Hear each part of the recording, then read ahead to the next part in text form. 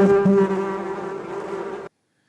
the wild, honeybees normally live in trees and build a series of parallel sheets of wax. They can also live in fallen logs and hollowed out trees, but again they'll do much the same thing, where they'll build sheets of wax. Now this isn't convenient for us, so in the sort of managed style of beehive, we will put in their wooden frames, which are sheets of wax, and the wax has stamped on it the classic bee cell shape.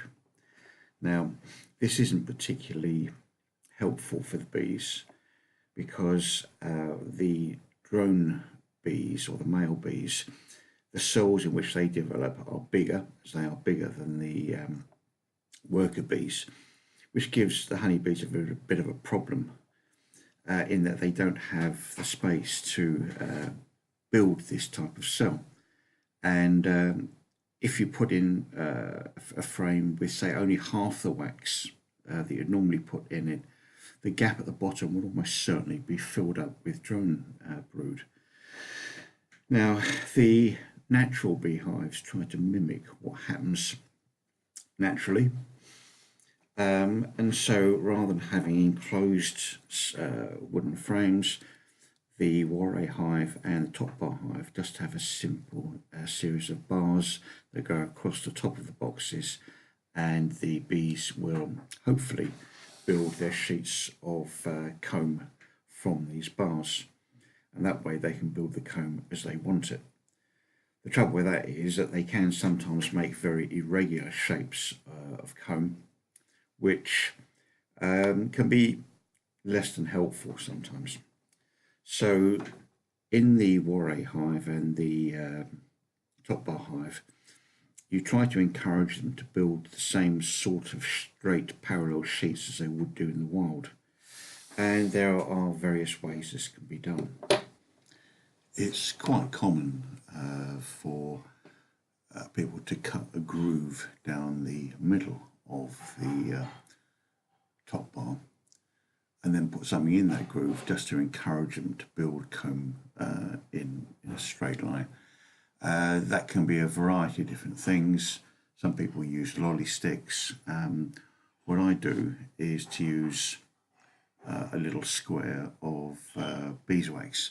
So I use a table saw to cut out the groove down the middle. The groove is just wide enough, fortunately, to get a little piece of wax in, and the wax is held in place by just drizzling down some liquid wax either side. It cools and it's fairly steady.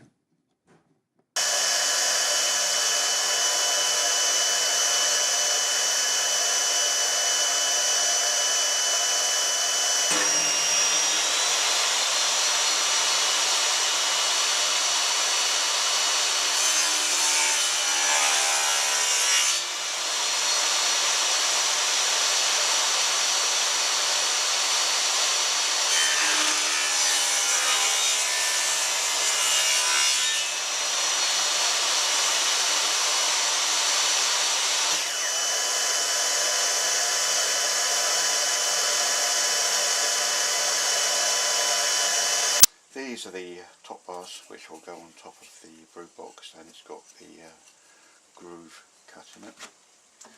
And these are just pieces of foundation that would normally go into the national hives, and I've just cut them to be big enough to give the bees something to start with. And the idea is that they will fit in here like this in the grooves, and then when the bees are introduced into the hive, they've got something to get started with. Obviously they would just fall out if we left it like this, so what I do is just melt some beeswax down and pour it along the groove, particularly dirty wax, as you can see. Just move that up and down till it cools. Okay. I'll turn it round. It's still quite fragile, this thing. Pour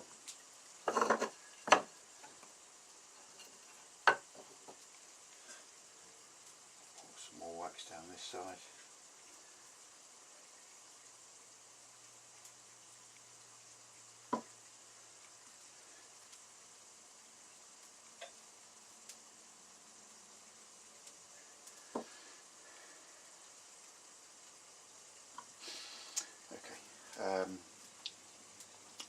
So that's all needs to be done. It's starting to cool, obviously, and eventually it'll be fairly rigid, and certainly enough for the bees to start working on when they get introduced to the hive.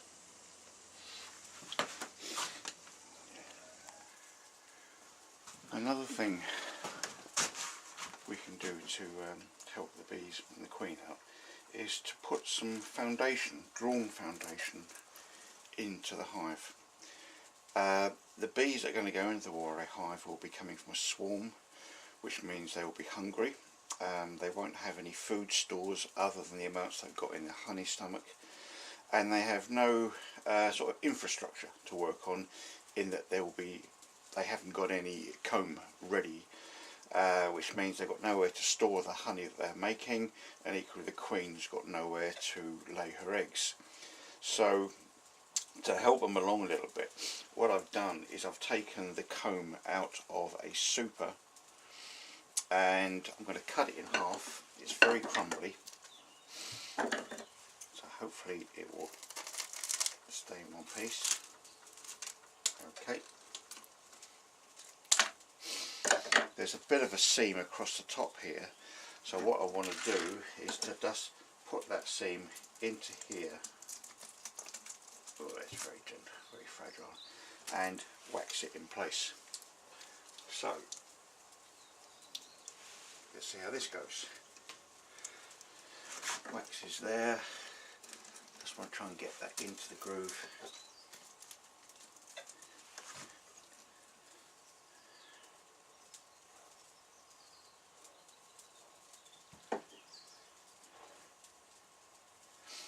Might need to have several goes at this before it starts to set.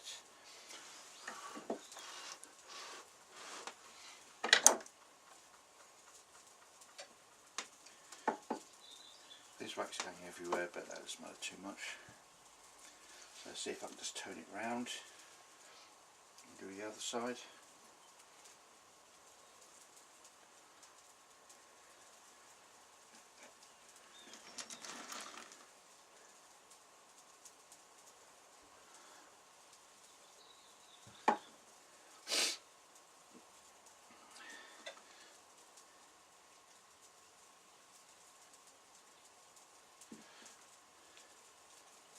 So that doesn't look to be too bad.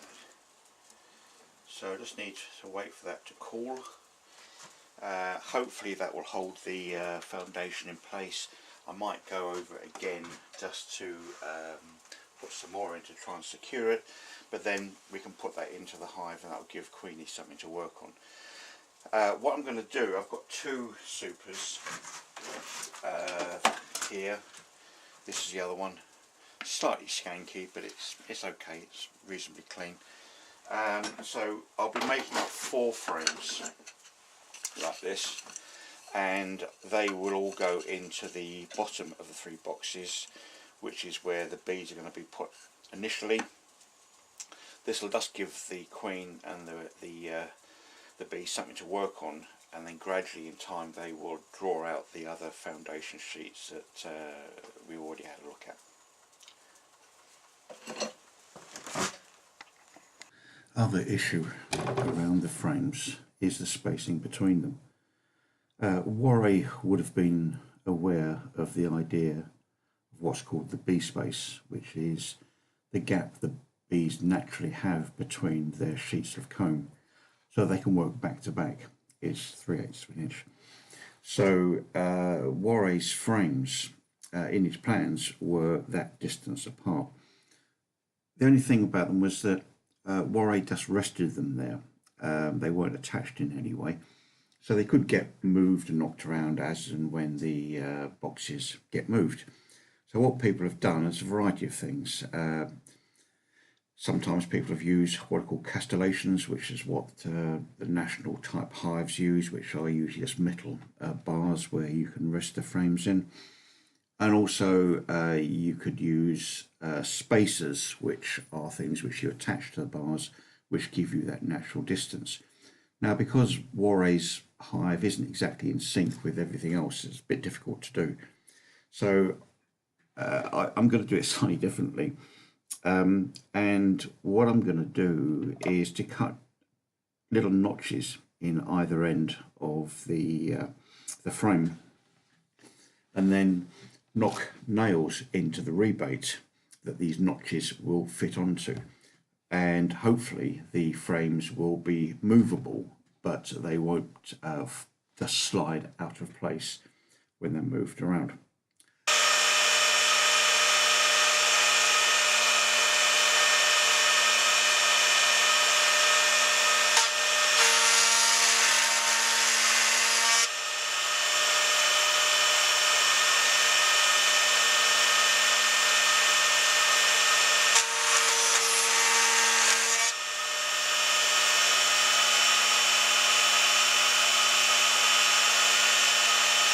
To get the frames properly spaced, I've just made a couple of bits of wood which are the right width rather, 12mm, and so I can put frames in like that and then just use these to get the right spacing. So once they're in place, they can put the nails in. These are what are called loss head nails. And the idea is they're actually whacked in and go below the surface, but it does mean they've actually got quite a small head, which is fine for what I want to use it for. So put the nails into the little holes that I've cut, angle it slightly so it goes in towards the rebate, and then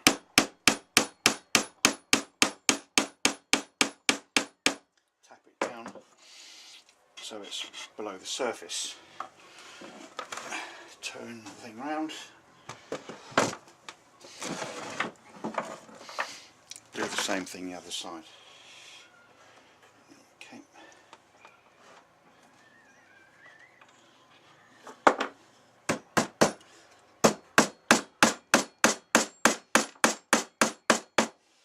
Okay, now they'll probably be, and they are, quite tight, so I'll just tap them in very slightly. To